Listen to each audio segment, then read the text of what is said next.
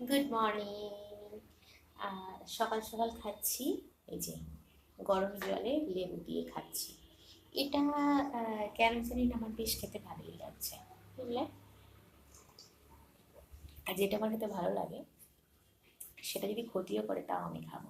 আমার ভালো লাগাটা আমার কাছে বড্ড প্রায়োরিটি পাই, ঠিক আছে। বাট এটা তো আমার কোনো ক্ষতি করবে না, এটা ভালোই হবে।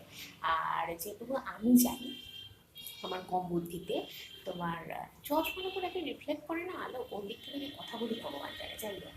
তো যেটা আমি যেটুকু জানি, ঠান্ডা জল যেরকম তোমার ওয়েট গেন করে, সেরকম হট ওয়াটার মানে গরম জল সেরকম ওয়েট লস করতে হেল্প করে।